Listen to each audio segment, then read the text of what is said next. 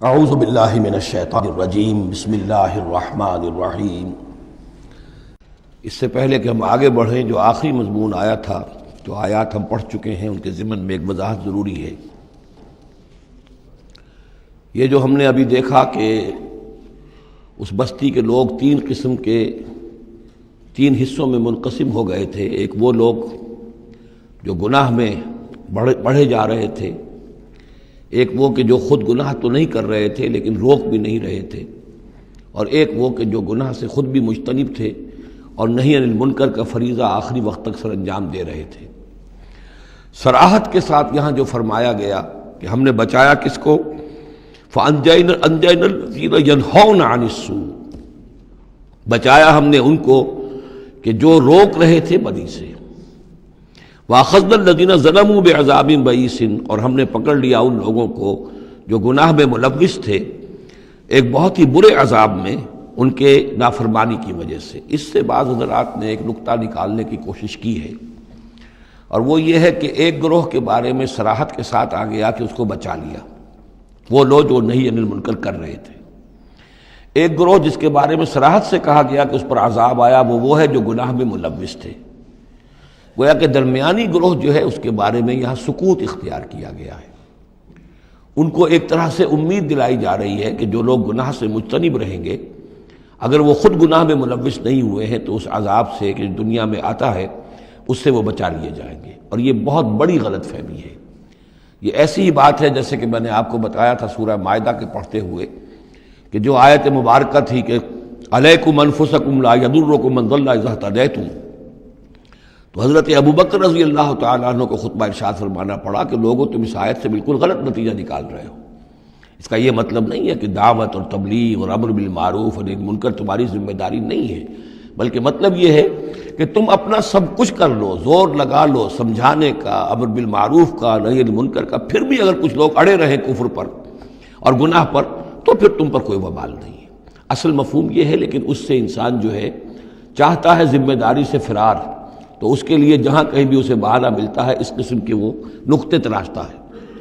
یہاں یہ سمجھ لیجئے کہ اصل میں نہی عن المنکر نہ کرنا بھی تو جرم ہے۔ فَأَخَذْنَا الَّذِينَ ظَلَمُوا، ظلم جو لوگ ظلم کر رہے تھے، ایک دوہرا ظلم کر رہے تھے کہ گناہ میں ملوث بھی تھے اور اس میں ملوث تھے، اور دوسرے وہ لوگ تھے کہ جو اگرچہ ملوث نہیں تھے لیکن یہ کہ وہ روک نہیں رہے تھے۔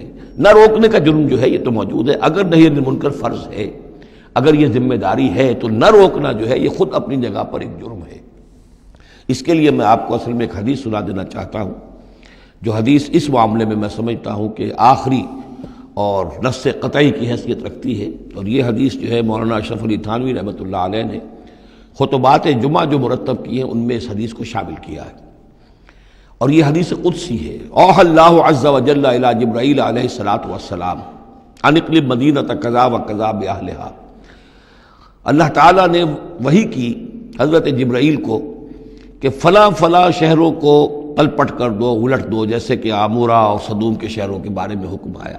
قال فقال، حضور فرماتے ہیں اس پر حضرت جبرائیل نے عرض کیا بارگاہ خداوندی میں، رب یا رب ان فیہا عبدک فلانا لم یعصک طرفۃ عین، پروردگار اس میں تو تیرا فلاں بندہ بھی ہے جس نے کبھی پلک جھپکنے جتنی دیر بھی معصیت میں نہیں گزاری، گناہ سے اتنا پاک صاف، نگاہ کا ادھر سے ادھر ہو جانا، اتنا وقت بھی کبھی معصیت میں صرف نہیں کیا، تو کیا اس پر بھی الٹ دوں؟ قال فقال، حضور نے فرمایا، اس پر اللہ تعالیٰ نے ارشاد فرمایا اقلبھا علیہ وعلیہم، الٹو اس بستی کو، پہلے اس پر پھر دوسروں پر۔ وجہ کیا ہے؟ فإن وجہہ لم یتبعر فی ساعۃ قط، اس کے چہرے کا رنگ میری غیرت کی وجہ سے کبھی متغیر نہیں ہوا۔ یہ خود تو گناہ سے بچا رہا لیکن گناہ پھیلتے رہے، شریعت کی دھجیاں بکھرتی رہیں، اللہ تعالیٰ کے احکام کا مذاق اڑایا جاتا رہا، اور یہ اپنے دھندے میں لگا رہا، کاروبار میں لگا رہا، یا اپنے نوافل میں لگا رہا، مراقبوں میں لگا رہا، ذکر اذکار میں لگا رہا، تو یہ دوسروں سے بڑھ کر مجرم ہے۔ اقلبھا علیہ، اقلبھا علیہ وعلیہم، الٹو اس بستی کو، پہلے اس پر پھر دوسروں پر۔ فإن وجہہ لم یتبعر فی ساعۃ قط، اور دوسرے یہ کہ قرآن مجید میں سورہ انفال اب بہت قریب آ گئی ہے، ہم پڑھیں گے جلد ہی، وہ آیت مبارکہ بھی نص قطعی ہے قرآن کے حوالے سے، یہ تو حدیث کے حوالے سے ہوئی۔ قرآن مجید میں فرمایا گیا وَاتَّقُوا فِتْنَةً لَا تُصِيبَنَّ الَّذِينَ ظَلَمُوا مِنْكُمْ خَاصَّةً۔ اس دنیا میں جب کوئی اجتماعی سزا آتی ہے، کسی قوم کے اندر بحیثیت مجموعی جب منکرات پھیل جائیں، تو جب سزا آتی ہے تو پھر وہ صرف جو گناہ گار ہیں انہی کو اپنی لپیٹ میں نہیں لیتی، بلکہ وہ لوگ جو بچے ہوئے تھے وہ بھی لپیٹ میں آ جاتے ہیں۔ ہاں امید جو دلائی گئی ہے یہاں سے وہ یہ ہے کہ جو امر بالمعروف و نہی عن المنکر کی آخری حد تک، آخری وقت تک کوشش کرتے رہے ہوں، اللہ تعالیٰ ان کو بچا لے گا۔ صدق اللہ العظیم۔